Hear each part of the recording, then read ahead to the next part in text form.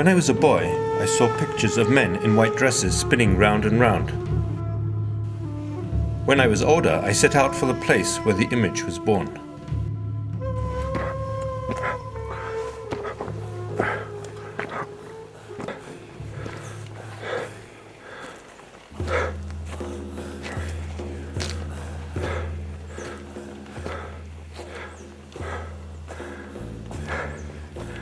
On the other side of these Taurus mountains, in a land Arabs called Rum, a Sufi Muslim poet died more than 700 years ago.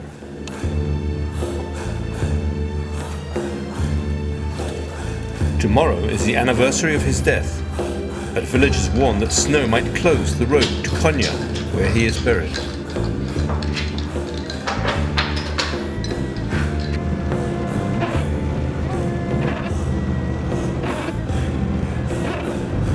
On December the 17th, the Christian date decreed by Turkish law, thousands of Muslims and others visit the tomb of Muhammad Jalal-Eddin. To many he is Mevlana, our master. To most, he is Rumi, the man from Rum. I learned in a Jerusalem mystic bookshop that Rumi is both the best-selling poet in America and a national icon in Iran. His family wandered 1,800 miles across Asia to Konya. 13th century Konya was the western outpost of Islam in Asia, the last refuge for any Muslim fleeing the Mongol war machine as it flattened one Muslim city after another. Rumi witnessed at least one massacre as a child. Konya remained a cosmopolitan island of peace, though anxious, in a sea of clashing beliefs. Rumi absorbed them all. Not Christian or Jew, Muslim, Hindu, Buddhist, Sufi or Zen, not any religion or cultural system. I am not from the East or the West. I belong to the beloved. I've seen the two worlds as one. Rumi considered himself a God-seeker, which he compared, refugee that he was, to climbing across mountains.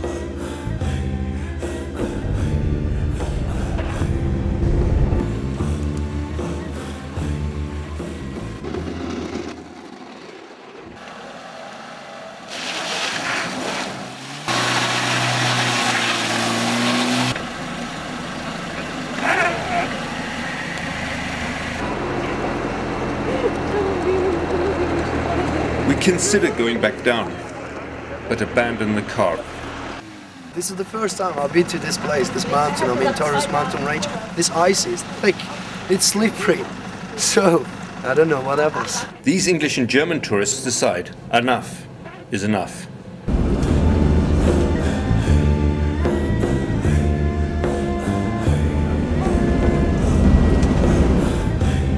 We catch the first and last public bus after the blizzard. Calm descends as we approach a large industrial city. Ancient mosques glide into view among modern factories. A strange, haunting melody wafts over the supermarket.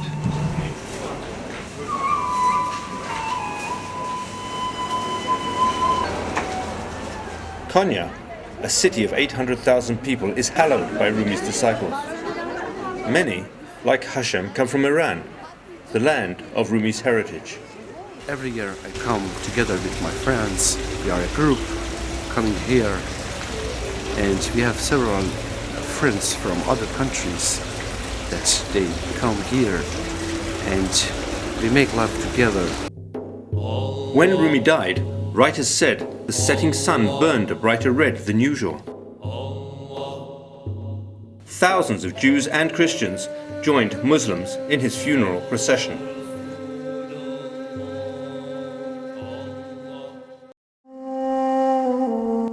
Disciples enclosed Rumi's tomb in a shrine which modern Turkey's founder Kemal Atatürk designated a museum. He banned Rumi's Mevlevi sect, along with other Ottoman sects in 1925, believing they would all oppose his new secular order. Repressive? Maybe. But from the 16th century, Mevlevis were compelled to serve Ottoman interests. They became financially dependent, elitist snobs, and excluded women to comply with orthodox Islamic practice. Rumi disliked religious coercion. You talk about God a lot, and you make me feel guilty by using that word. You better watch out. That word will poison you if you use it to have power over you.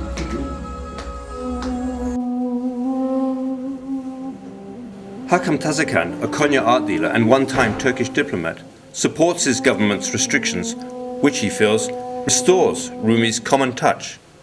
People using Sufism as a power and mostly as a mask for money. But in real Sufism, real Sufis are poor, simple people.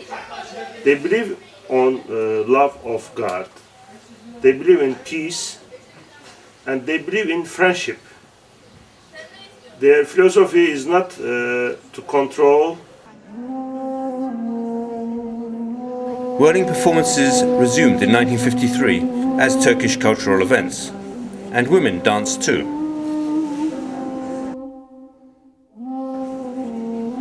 Rumi greatly appeals to women. They say he represents a feminine aspect of Islam.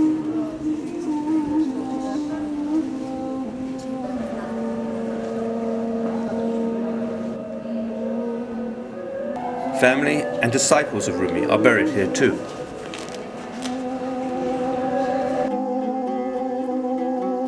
Like other Persian literature, Rumi's poetry expresses divine love in physical terms, but he did something more daring. He inspired austere and modest holy men to seek God within themselves through dance and music.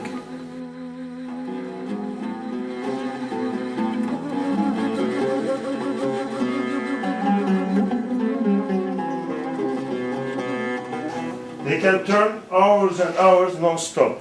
With one hand you take power from God, and the other hand you give it to people. And for that you train like 20 days. After 20 days, everybody, even women and men, can learn. Everybody can learn to turn. Not so, says Miriam Peretz, part of America's growing legion of non-Muslim Rumi followers. I'm not sure that dervish dancing is for everybody. A lot of my friends ask me to teach them, and I show them and they are dizzy immediately and feel sick. Some undoubtedly do turn better than others. Yusuf is a vagrant. It doesn't matter to him well about his taste. He lives for whirling and song. Tonight, Yusuf will be the star turn in Mustafa's Rumi Salon.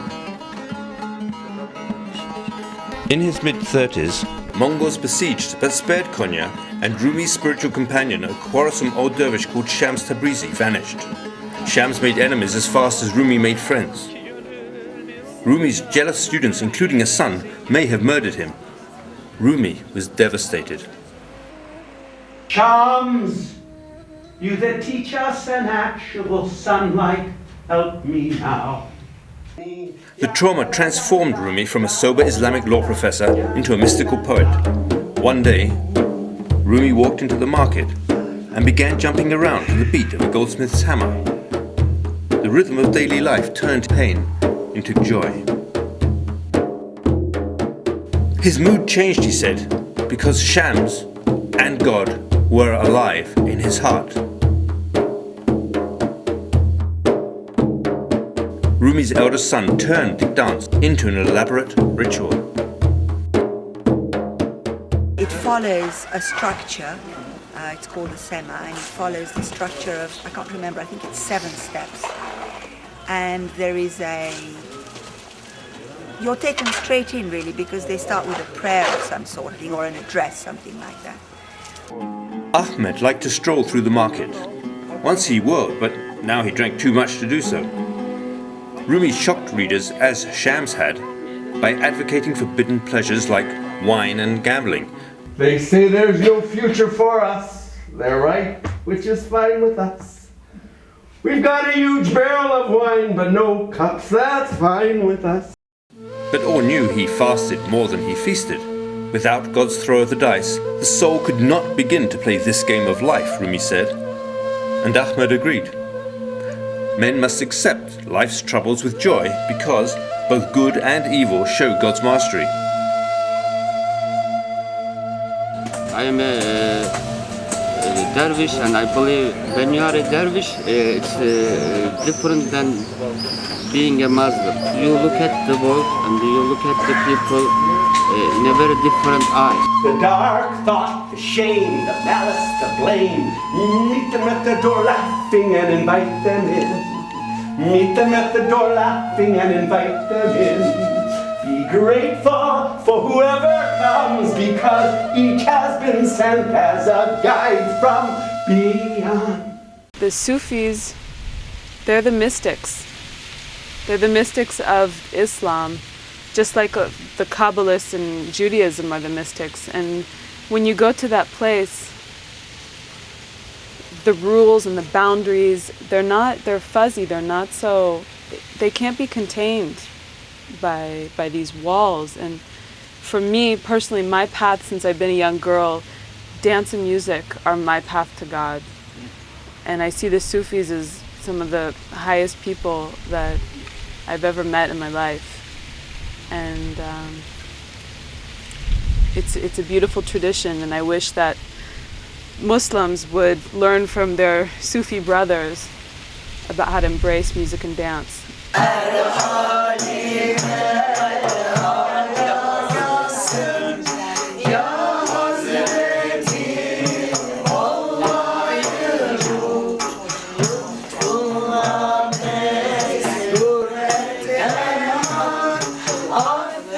Rumi defines Sufism as the joy you feel on hearing painful news. So death becomes the soul's marriage to God. That is how his disciples celebrate Rumi's death.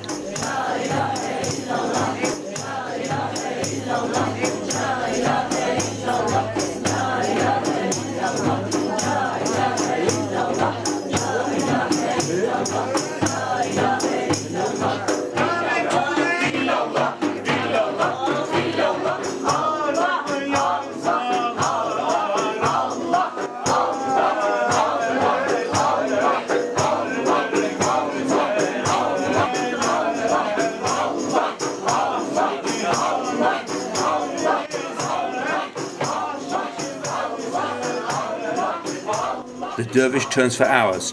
His left foot remains rooted to the earth. His mind embraces heaven, and in between, the body turns in ecstasy.